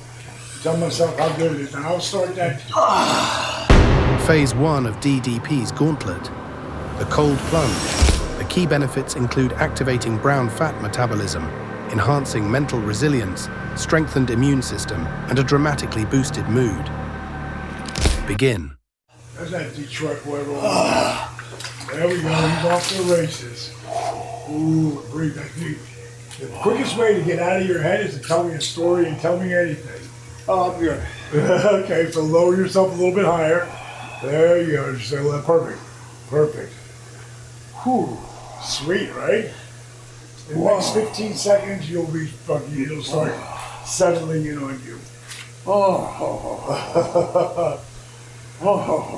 You like it? I'll tell you in a minute.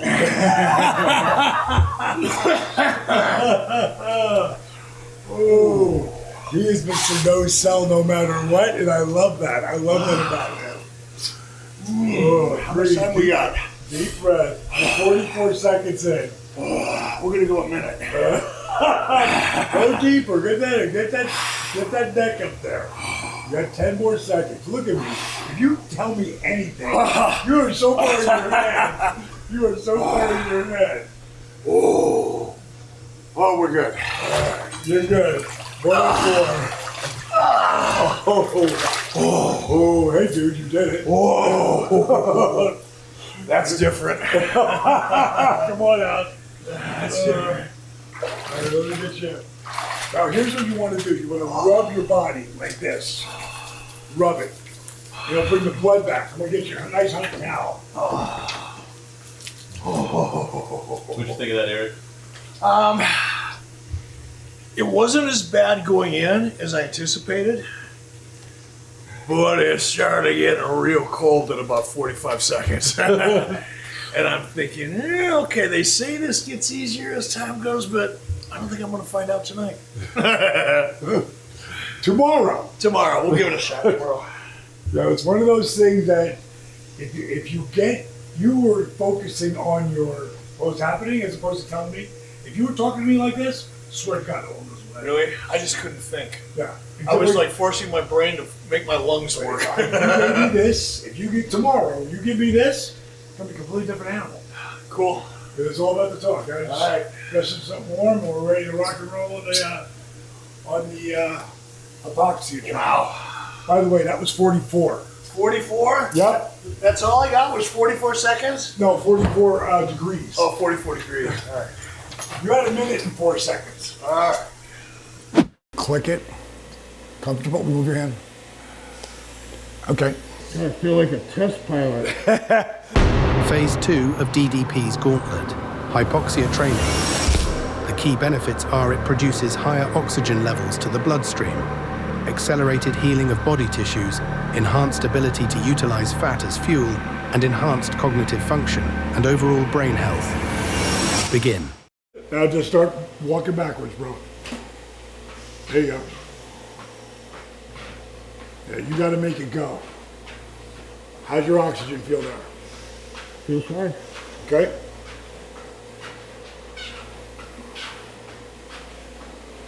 I just need 5 minutes. That's all we're going to do. All these things have helped my knees so much. I can see why. More about mobility and strength training than anything. Feel it in your knees? Not really. My thighs, yeah. Okay? My thighs. Oh, thighs, okay.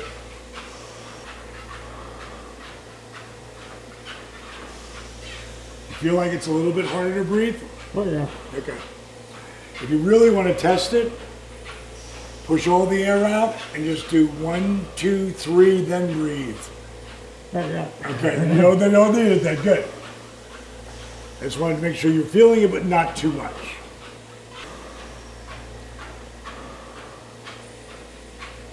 Ten, 9, 8, 7, 6, 5, 4, 3, 2, 1. Come right up here. Hop up there. You're going to go right onto this.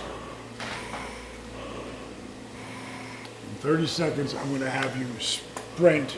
It's just going to put a little bit of pressure on there for only 20 seconds, though, and then I'm flipping this.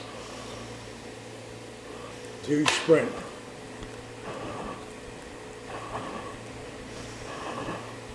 3, 2. Now just give me 10 more seconds with that. And we're going to totally just chill.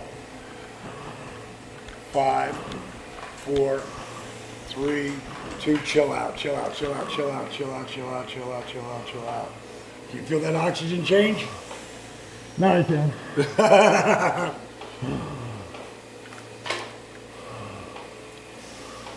Oh, that's cool.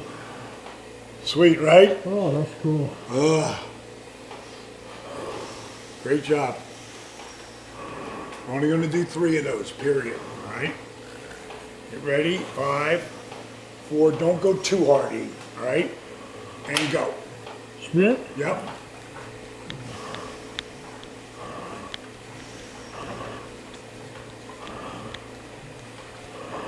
Ten more seconds and we're gonna go full oxygen on again. It's gonna be like a burst, gonna hit you right in the face. 3, 2, there you go, boom, hit it, come on, give me 10 more seconds.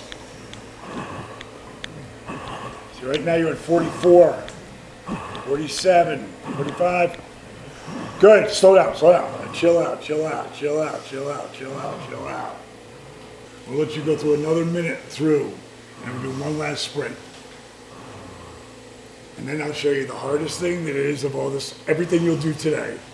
You push all the air out, and you're pedaling air, period. 3, 2, and go, bro. Good, baby, good. Killing it, bro, you're killing it. 5 more seconds. 3, here comes all the oxygen, brother. Boom, boom, last 10 seconds. 5 more seconds. 3, 2, chill out, chill out, chill out, chill out, chill out, chill out. I want you literally pedaling air. Push all that way, push that, suck that stomach in when you're pushing all that air out. Now casual. You're gonna take a deep breath in and you're gonna push all the air out.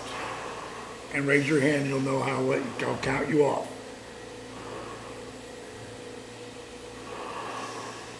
1, 2, 3, 4, 5, 6. Oh, crazy, right? Is that crazy? How could that be so hard? 1, 2, 3, 4, 5, 6, 7, 8, 9. Awesome though, man. You improve every time. Okay. It's like it's a fight or flight thing, right? Yeah. Just fill up the oxygen, chill out, just chill out, just chill out. Good heart rush. Right? Yeah, I just want you to taste this, because this is what's happening here. You're breathing out of this bag now. This bag down here goes anything from 8 to 20, but it's really for the lower altitudes. Easier to take off. Oh. Trip, Wow. right? Yeah. I find this interesting, so I was excited to do it. And I can feel why it's so good for you. So yeah, I think I'm gonna have to move to Atlanta. Do this every other day. Wow. Whew. Hey guys, it's me, DDP, and with my main man over here, EB, Eric Bischoff. And today we're gonna be doing chest and buys. We're gonna start off with bench press, flat bench, dumbbell presses. And move into some, I don't know, what do you say, supinated curls? Perfect. Supinated curls next. Then we'll go to incline dumbbells. Preacher curls. Preacher curls, okay, cool. Maybe maybe just a dumbbell. If you don't have a preacher curl bar, don't worry about it. We're just gonna use a dumbbell, okay? And then we'll finish with flat bench flies and... what was it? I don't know. What do you suggest? Hammer curls. That was perfect. Okay, all right, so get your weights ready so you're ready to go. We're gonna blow through this. All You're right? gonna blow through it. We're gonna blow through this. All right. Flat bench. All right, first thing, flat bench. Phase 4 of DDP's Gauntlet, power cuffs. The key benefits are building muscle with light weights, reduced joint stress, stimulating muscle building hormones, and accelerated injury recovery. Begin. Dumbbells, grab them, set them up. All right, we got 30, ready? Yep. Hit it. 1, slow it down. 2, 3, count with me. 4, 5, 27, 28, 29, 30. Great job. Whew. How'd that feel? Good. The last 5 I could really feel. Yeah, that's the surprise. It's the last 5. Yeah, and that's how it should be. That's how it should be. So now we're at 30 seconds in between. We'll go right to supinated curls. The hang time. Ready? Hit it. 1, 2, 3, 4. Come on. 27, 28, 29, 30. Yeah. Oh, I can feel those. You ever think 15 pounds could feel that heavy? Yikes. Yeah, well, that's why I put the 10s there too, bro. Because it's not about that. So those are 15s? 15s. Oh my God. Good sell. Good That's sell. not heavy enough to hold my door open. Lightweight. No joint pain. Okay, let's grab them. Ready? How many? Hit it. 15. 2, 3, 13, 14, 15. Good job.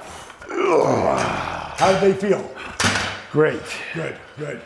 See, that whole thing is we'll do 15, 15 when you can go, as you're getting used to this type of training. Yeah. And you go to 16, 17. When you get to 20, 20, 20, kick it up a notch. then you're good to go up and weight again. But it's only going to go so high.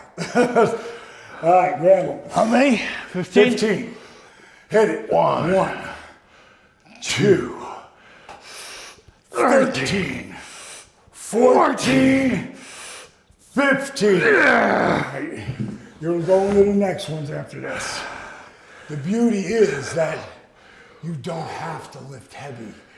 Feel that pump you're getting right now. Yeah, well, and it's my left elbow that gives me the most trouble. And it's just from the load, it's just from weight. I'm gonna put something on you tonight.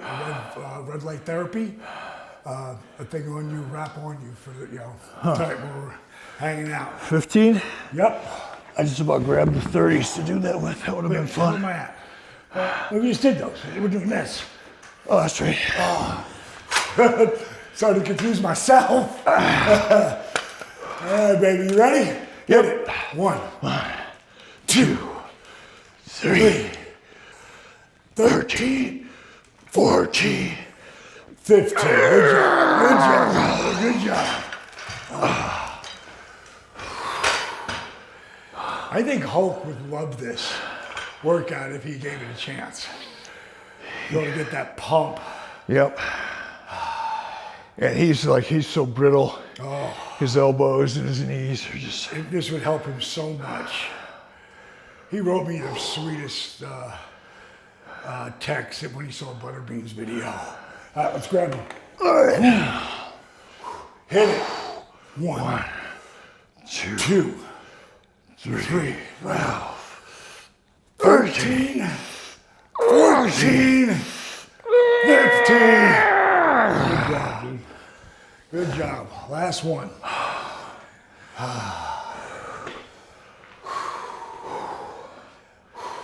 You got some water?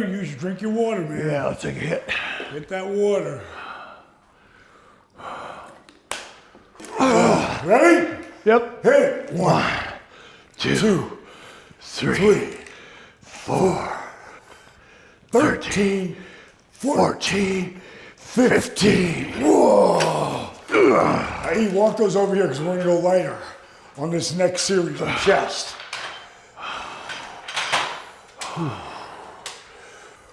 Ready? Yep. Hit it. 1, 2, 3, 13, 14, 15. Good job. Fuck. Ooh, fuck. And I'm gonna Chris, that thing looks like it's cut my arm in half. Look at that. It's awesome. Look, you're like got ham hocks hanging off those. Oh, pop them. Pop them. Pop them. Pop. Pull. Yeah. Don't just let them go. Just put this little. All you do is pull and flex. Oh. Now the blood's flowing again. Oh, thank goodness. Well, look at that pump. Look at your pump on your arms, bro. Oh, wow. Yeah, that's awesome. Crazy, right? With that kind of weight. And that was like 11 minutes. Yeah. So we take a minute off here, come back and just do this series. So we go from incline flats, incline flats, I should say, flats into grabbing the dumbbell here and pulling it back here. Okay. Right? So do I need to tighten these again? Yep, gotta push them in. Now turn them up, yep. Ready? Yep. Hit it. 1, 2, 3. Try to get a little pause at the bottom, it'll be easier. 6, 7, 8, 9. Great job. Yeah, good one. What's a failure on that one? Yes, you did. And that's all you want to go to. Hit it. 1, 2, 3, 19, 20. Keep going, you got it. Motherfucker. 25, 26, 27, 28, 29. I owe 5, 4, 3, 2. Woo! Son bitch. Ready? Yep. Hit it. 1, 2, 3, 4, 13, 14, 15. Good job. Whoo.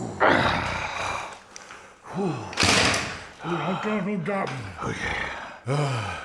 They will bust. Ready? Yep. Hit it. 1, 2, 3, 13, 14, 15. Good job. All right. Here we go, baby. Hit it. 1, 2, 3, 13, 14, 15. Good job. Feel more endurance? Yeah, I feel pretty good.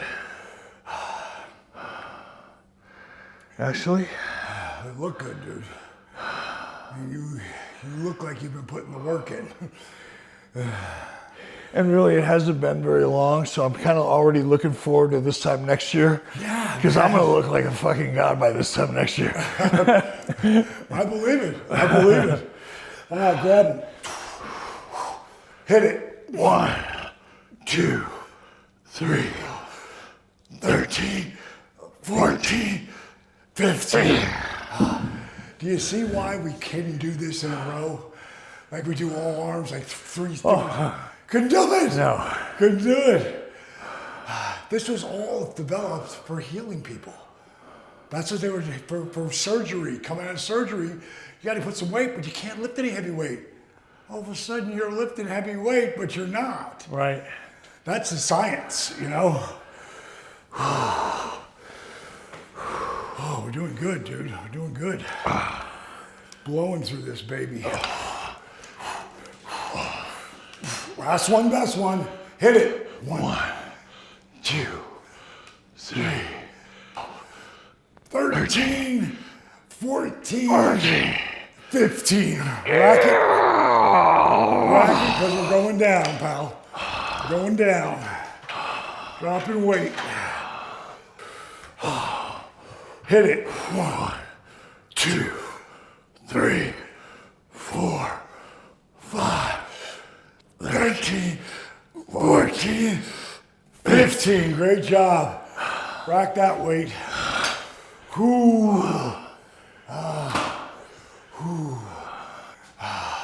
So was the plunge what you thought it was going to be? Is it what? Was the plunge, was it what you thought it was going to be? I didn't know what to expect. Yeah. You know, I kind of thought, and I told Steve coming in here, I won't have a problem getting in because I'm used to forcing myself for that cold shower. But staying in, like, I'm sure I could get this 2 or 3 minutes, I know but it's going to can. take some commitment. But if you let me take you through it tomorrow morning, I'll try. if you do, I know what you can do. Hit it. 1, 2, 3, 4, 5, 18, 19, 20. Come on. Get drop and go. Good. You don't need that. You got it. Go for it. 2, 3, 4, 5. You're a failure. You're a failure. Lower it down. Ho! Ho! Woo! Okay. Rolling the hammer curls. Hit it. 1, 2, 3, 4. Last 10, baby. Come on. 1, 22, 23, 24, 25, 26, 27, 28, 29, 30.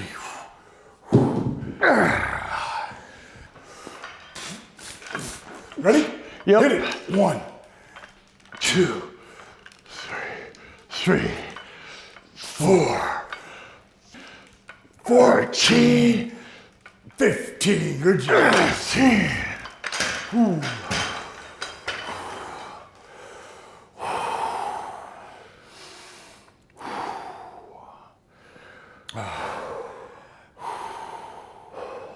It's getting stronger, so we can rebuild us. What are we doing? How many are we here? 15. Hit it. 1, 2, Flex to the top. 3. Get them hammers close. 4, 13, 14, 15. Good job. Good job. Thank you, Nathan. I thought you were going to kick it back at least.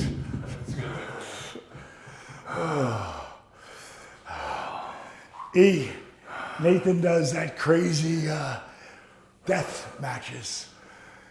Oh, really? Yes, he does. He does the death matches. I hope you have fun. Grab him. Ready? Yep. Hit it. 1, 2, 13, 14, 15. Whoa. Whew. Oh, that's right, that's right. I'm guessing you never tried doing that fiber again. Hell no. I won't even walk by it in a grocery store. I'll take the long way around. Grab him, brother. 10, 15. Hit it. 15. 1, Slow it down. 2. Come on, really focus here. 3. Boom. Good. 4, 14. 15. Good job. One more. One more. Ooh. How's your back feel? Great. That's tremendous. Yeah, I've got zero back issues. That's tremendous. Hope to keep it that way. Yeah. Because that's the one, I mean, your back goes out. You can't sit, you can't lay, you can't stand, you can't walk. It's just brutal. Yeah, right now I feel great. But, maybe 3 months ago, like, oh my God. Okay, last one of these, we're gonna rack it right afterwards.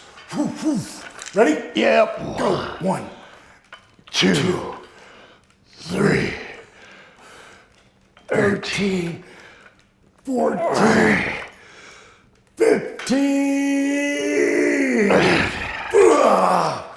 Hooah!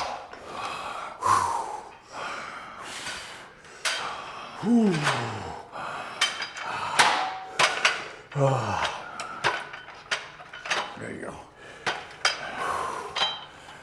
Last one. Hit it. 1, 2, 3, 4, 14, 15. Great job, dude.